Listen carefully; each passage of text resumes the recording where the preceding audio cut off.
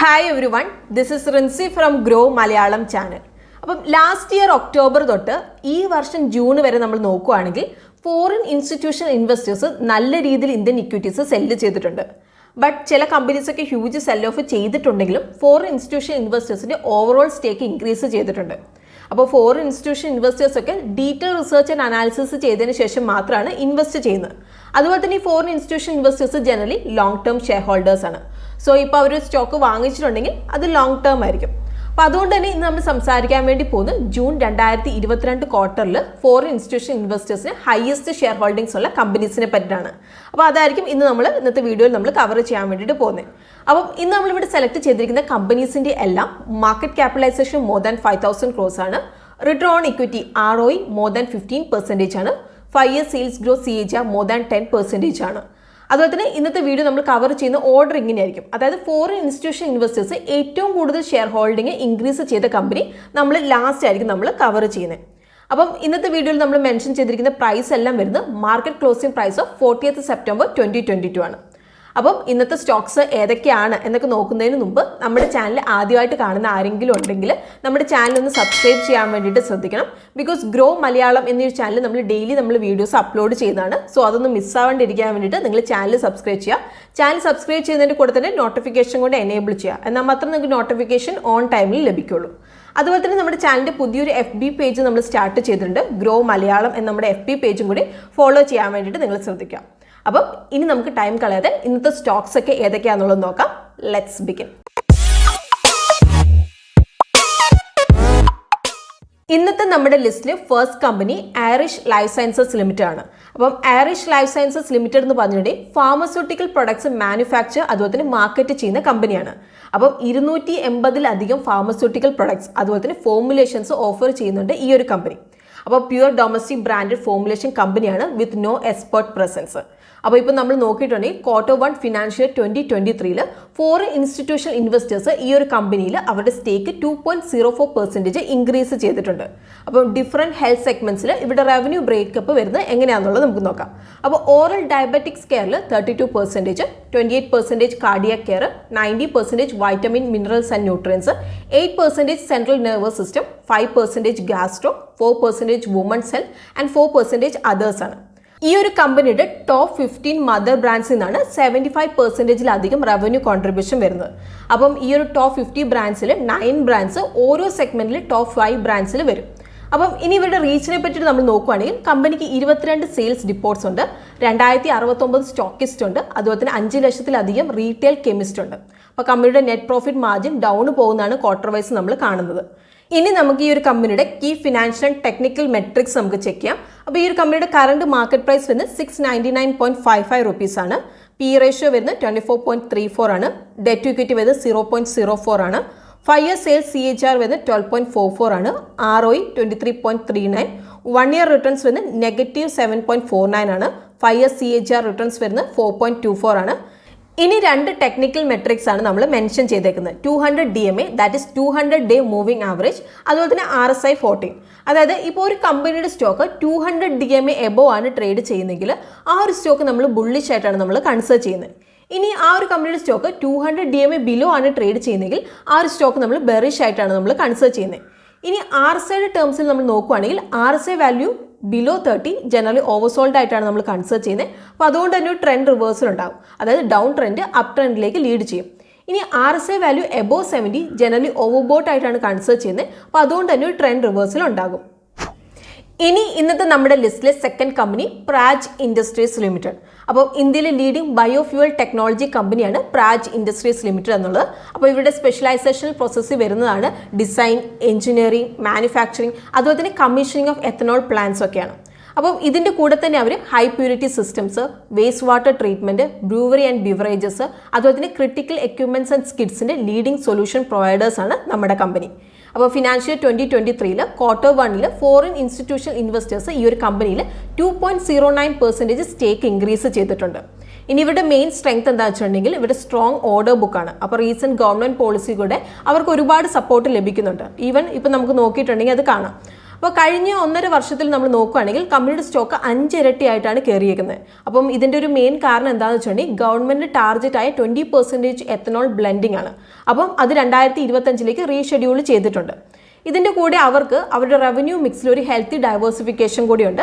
അതുപോലെ തന്നെ അവരുടെ ജോഗ്രഫിക്കൽ പ്രസൻസിലും ഒരു ഹെൽത്തി ഡൈവേഴ്സിഫിക്കേഷൻ ഉണ്ട്. അപ്പോൾ കമ്പനി ഒരു സൈക്ലിക് ഇൻഡസ്ട്രിയാണ്. അപ്പം ഇവരൊരു സൈക്ലിക്കൽ സ്പേസിൽ ഓപ്പറേറ്റ് ചെയ്യുന്നതുകൊണ്ട് തന്നെ ഇപ്പം എൻഡ് യൂസേഴ്സ് ഇൻഡസ്ട്രിയുടെ ഗ്രോത്ത് ഒക്കെ സ്ലോ ഡൗൺ ആവുന്നതൊക്കെ നമ്മുടെ കമ്പനിയുടെ പ്രോഫിറ്റബിലിറ്റിയിൽ ഒരു നെഗറ്റീവ് ഇമ്പാക്റ്റ് ഉണ്ടാക്കും. ഇപ്പോൾ ഒരു എക്സാമ്പിൾ പറയുകയാണെങ്കിൽ ഫിനാൻഷ്യൽ 2070 അതുപോലെ തന്നെ ഫിനാൻഷ്യൽ 2020 ഇക്കണോമിക് സ്ലോ ഡൗൺ അതുപോലെ തന്നെ വർക്കിംഗ് ക്യാപിറ്റൽ സൈക്കിളിലേക്ക് ഒരു സിഗ്നിഫിക്കൻറ്റ് സ്ട്രെച്ച് ഒക്കെ കാരണം ഇൻഡസ്ട്രിയുടെ ക്യാപിറ്റൽ എക്സ്പെൻഡിച്ചർ മൊമെന്റം ഒക്കെ വീക്ക് ആയിരുന്നു. അപ്പം ഇതോടെ തന്നെ കമ്പനിയുടെ റവന്യൂ ഒക്കെ ആ ഒരു പീരീഡിൽ ഡിക്ലൈൻ ആയിട്ടുണ്ട്. ഇപ്പം സ്ക്രീനിൽ നോക്കിയിട്ടുണ്ടെങ്കിൽ നിങ്ങൾക്ക് ഈ ഒരു കമ്പനിയുടെ കീ ഫിനാൻഷ്യൽ ടെക്നിക്കൽ മെട്രിക്സ് നിങ്ങൾക്ക് കാണാം. അപ്പോൾ കറണ്ട് മാർക്കറ്റ് പ്രൈസ് വരുന്നത് 416.40 rupees ആണ്. പി വരുന്നത് 45.18 ആണ്. ഡെറ്റ് ടു ഇക്വിറ്റി വരുന്നത് 0.02 ആണ്. 5 years സെയിൽസ് CAGR വരുന്നത് 20.59% ആണ്. ROE വരുന്നത് 16.99 ആണ്. 1 year റിട്ടേൺസ് വരുന്നത് 17.86% ആണ്. 5 years CAGR റിട്ടേൺസ് വരുന്നത് 43.10% ആണ്.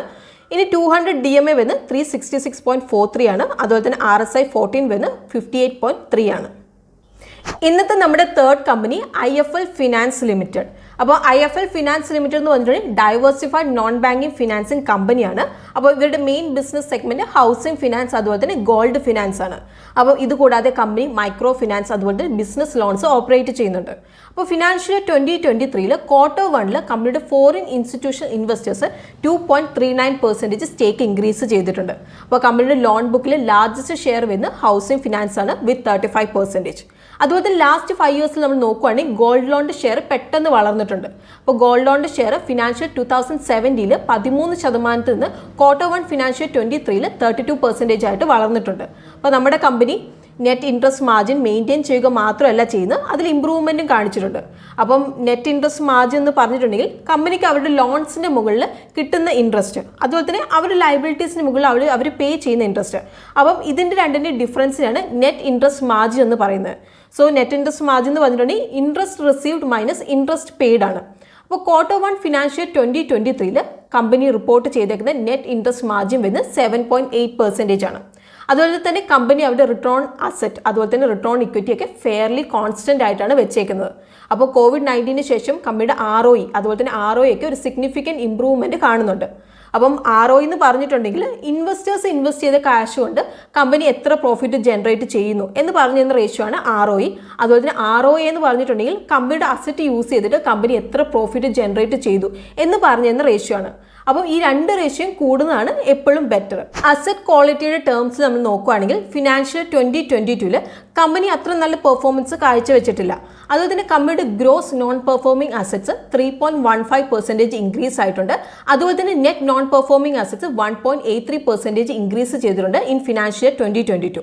അപ്പോൾ Q1 ഫിനാൻഷ്യൽ 23 മിഡിൽ കുറച്ച് ഇമ്പ്രൂവ്മെൻറ്റ് കാണുന്നുണ്ട്. ബട്ട് ഇനി അങ്ങോട്ട് വരുന്നുള്ള ദിവസങ്ങളിൽ അവരുടെ അസറ്റ് ക്വാളിറ്റി അവർ മെയിൻറ്റെയിൻ ചെയ്യുന്നില്ലെങ്കിൽ അത് അവരുടെ ബിസിനസ് അതുപോലെ തന്നെ പ്രോഫിറ്റബിലിറ്റിയിലൊക്കെ ഒരു നെഗറ്റീവ് ഇമ്പാക്റ്റ് ആയിരിക്കും ഉണ്ടാക്കുന്നത്. സോ ഗ്രോസ് NPA അതുപോലെ തന്നെ നെറ്റ് NPA കുറയുന്നതാണ് ബെറ്റർ. ഇപ്പോൾ നിങ്ങൾ സ്ക്രീനിൽ നോക്കിയിട്ടുണ്ടെങ്കിൽ ഈ ഒരു കമ്പനിയുടെ കീ ഫിനാൻഷ്യൽ ടെക്നിക്കൽ മെട്രിക്സ് നിങ്ങൾക്ക് കാണാൻ വേണ്ടിയിട്ട് സാധിക്കും. അപ്പോൾ കറണ്ട് മാർക്കറ്റ് പ്രൈസ് വരുന്നത് 362.85 rupees ആണ്. പി റേഷ്യോ വരുന്നത് 11.01 ആണ്. ഡെറ്റ് ടു ഇക്വിറ്റി വരുന്നത് 5.58 ആണ്. 5 years സെയിൽസ് CAGR വരുന്നത് 17.12 ആണ്. ROE വരുന്നത് 20.02 ആണ്. 1 year റിട്ടേൺസ് വരുന്നത് 17.16 ആണ്. 5 year റിട്ടേൺസ് വരുന്നത് 1.96 ആണ്. ഇനി 200 DMA വരുന്നത് 319.58 ആണ്. RSI 14 വരുന്നത് 67.3 ആണ്. ഇനി നമ്മുടെ fourth company Polyplex corporations limited. അപ്പോൾ പോളിസ്റ്റർ ഫിലിംസിന് മാനുഫാക്ചറിങ് ഇൻവോൾവ് ആയിട്ടുള്ള ഒരു കമ്പനിയാണ് പോളിപ്ലെക്സ് കോർപ്പറേഷൻസ് ലിമിറ്റഡ് എന്നുള്ളത്. അപ്പോൾ കമ്പനി മെയിൻലി മാനുഫാക്ചർ ചെയ്യുന്ന ബൈ ആക്സിലി ഓറിയൻറ്റഡ് പോളിപ്രോപ്പിലിൻ, പോളി എത്തലിൻ അതുപോലെ തന്നെ കാസ്റ്റ് പോളിപ്രോപ്പിലിൻ ഫിലിംസ് ആണ്. അപ്പം ഇത് ഫ്ലെക്സിബിൾ പാക്കേജിങ് അതുപോലെ തന്നെ ഇൻഡസ്ട്രിയൽ ആപ്ലിക്കേഷനിൽ യൂസ് ചെയ്യുന്നുണ്ട്. അപ്പോൾ പ്ലാസ്റ്റിക് ഫിലിംസിൽ കമ്പനിക്ക് ഒരു 34 വർഷത്തെ എക്സ്പീരിയൻസ് ഉണ്ട്. അപ്പോൾ കമ്പനിക്ക് 5 രാജ്യങ്ങളിലായിട്ട് 7 മാനുഫാക്ചറിംഗ് പ്ലാന്റ്സ് ഉണ്ട്. അതുപോലെ തന്നെ വേൾഡ് വൈഡിൽ വെയർ ഹൗസും അതുപോലെ തന്നെ ഓഫീസും ഉണ്ട്.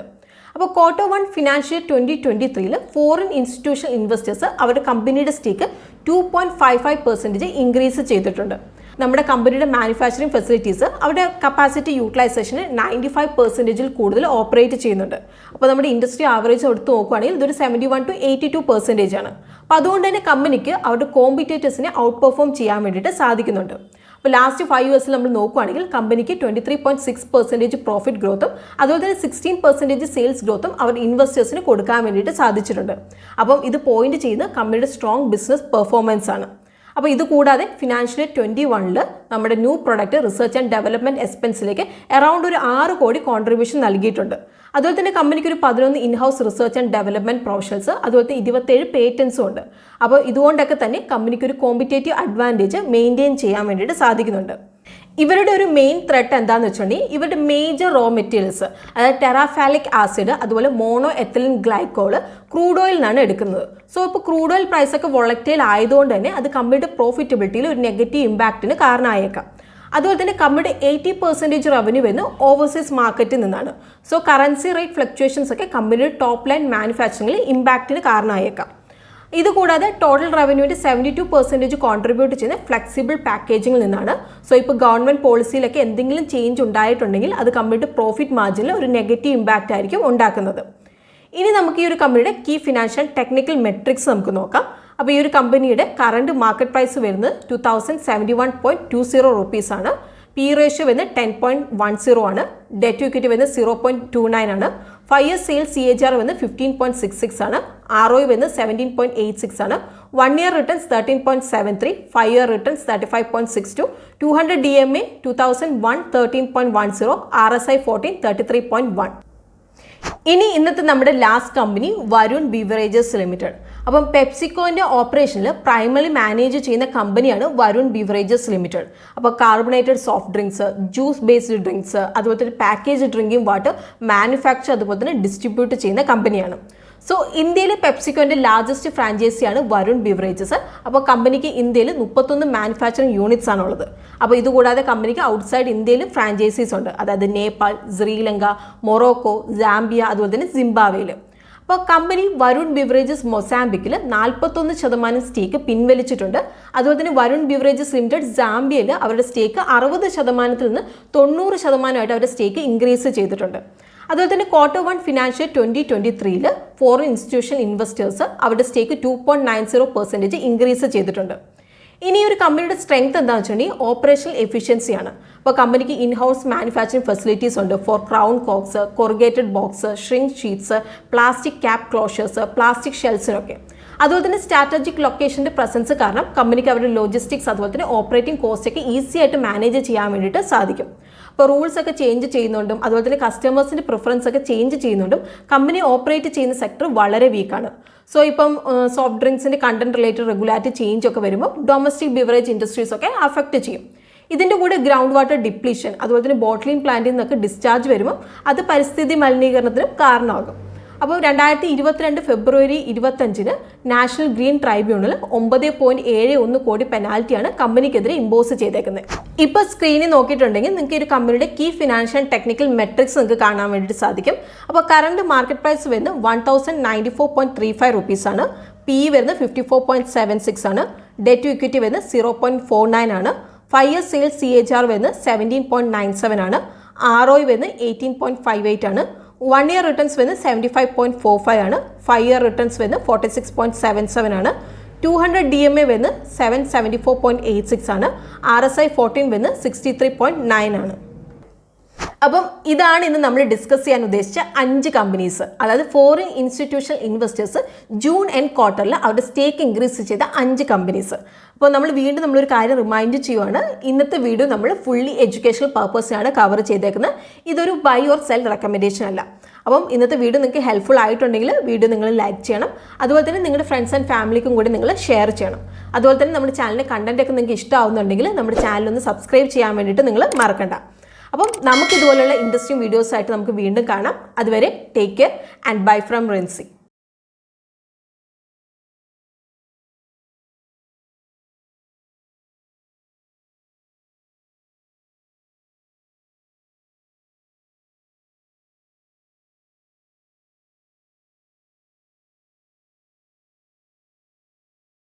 Investment in securities market are subject to market risks. Read all the related documents carefully before investing. Please read the risk disclosure documents carefully before investing in equity shares, derivatives, mutual fund, and or other instruments traded on the stock exchanges.